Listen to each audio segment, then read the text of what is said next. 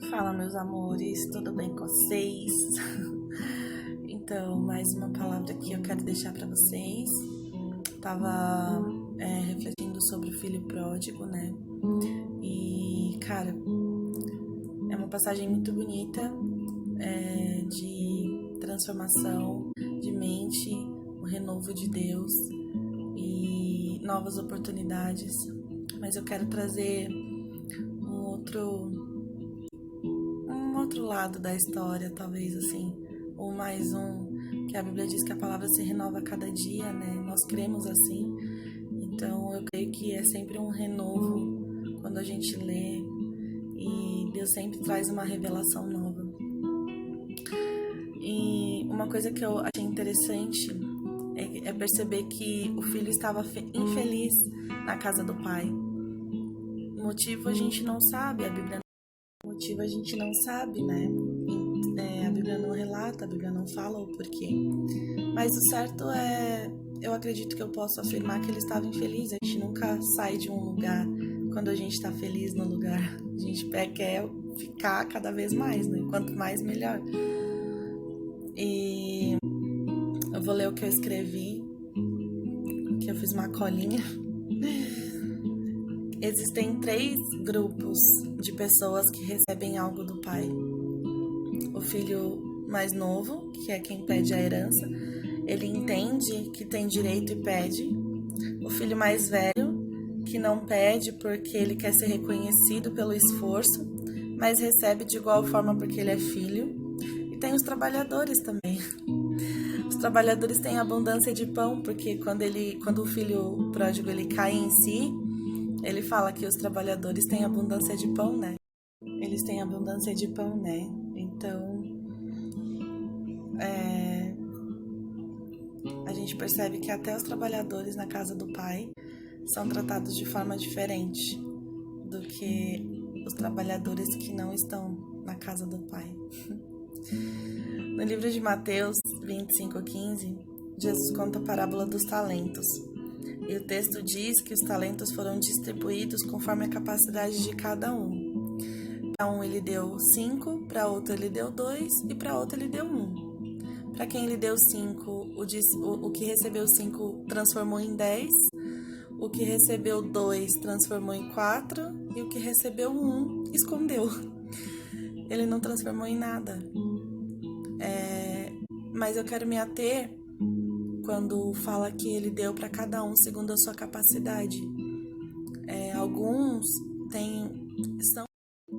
Algumas pessoas são mais desenvolvidas emocional, espiritual, até de corpo mesmo, né? Você vê uma pessoa que pratica atividade física, ela consegue correr muito mais do que uma pessoa sedentária, que mal consegue correr.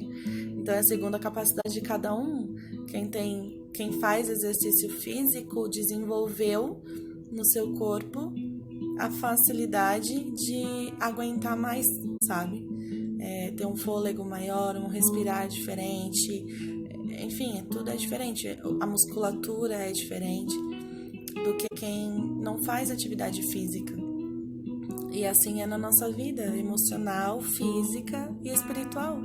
Algumas pessoas buscam ser desenvolvidas, né? Algumas pessoas buscam o desenvolvimento, sempre crescer, e outras pessoas não. Outras pessoas preferem ficar estagnadas.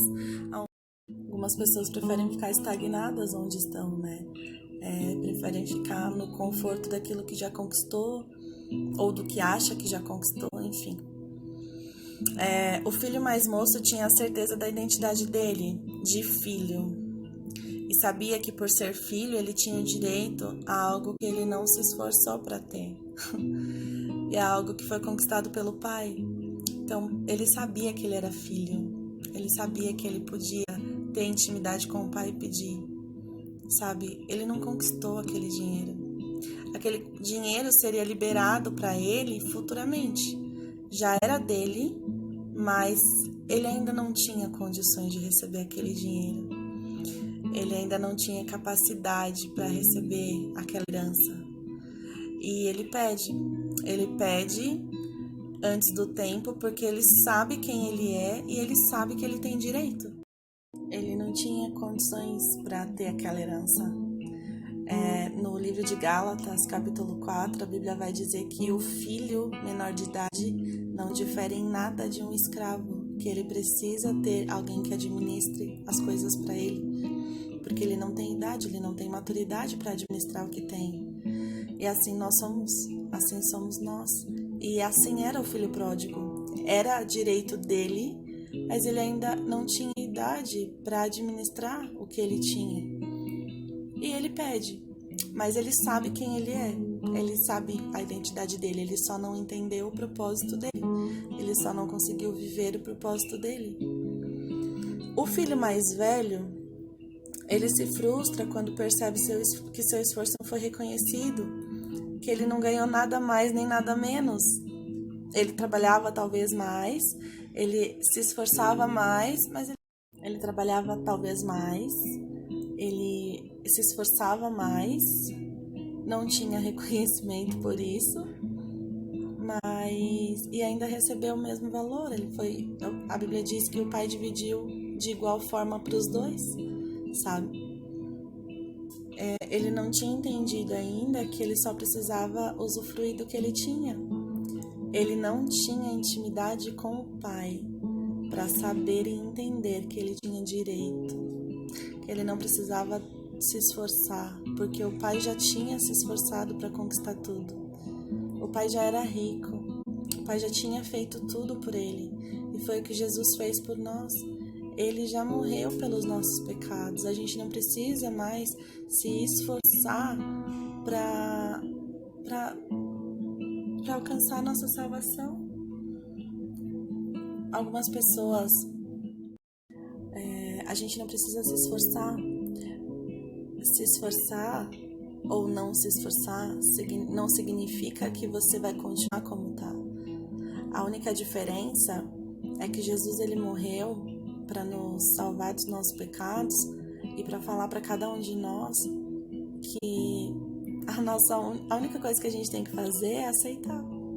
A gente só precisa aceitar ele. Quando a gente fala sim para ele, é impossível. Quem tem um encontro de verdade com Jesus, é impossível permanecer como está. Em 1 Coríntios capítulo 13, a Bíblia vai descrever o que significa o amor. E uma das coisas que me marca muito é que o amor tudo transforma. Então, a transformação, ela vem através do amor.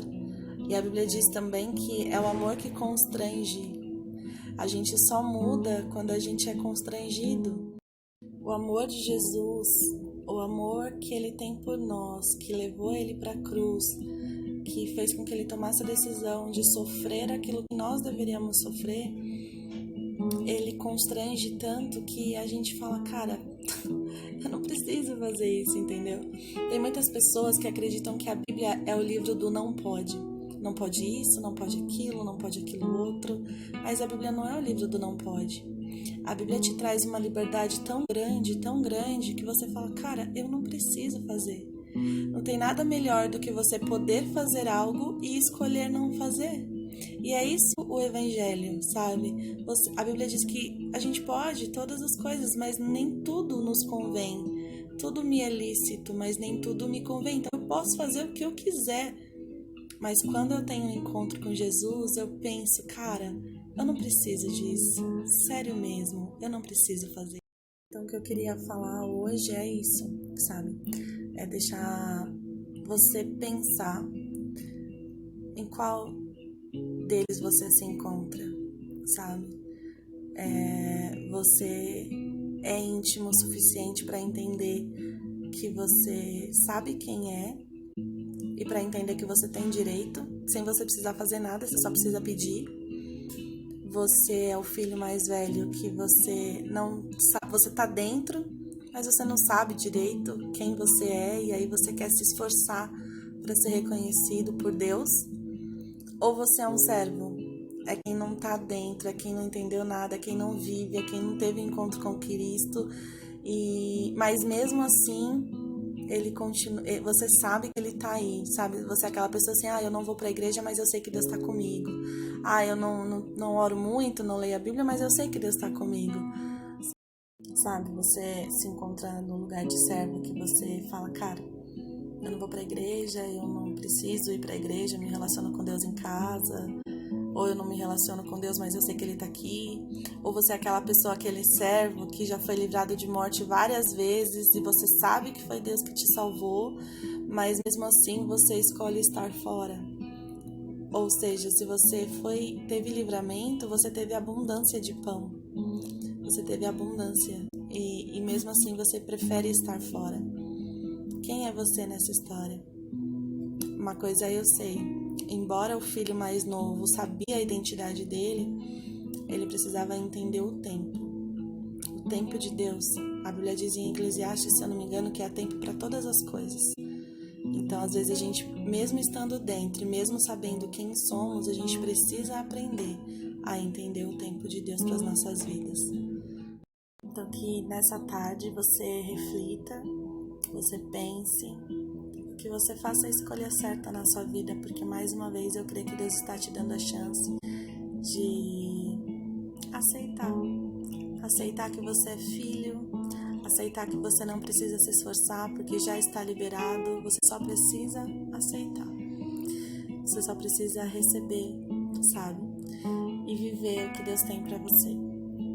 Deus abençoe, tenha uma ótima tarde, ou enfim, não sei que horas você vai ver, mas que Deus te abençoe e que você viva todas as bênçãos que Deus tem para você. E melhor ainda é que você viva um relacionamento de intimidade com Deus. Um beijo e fica com Deus.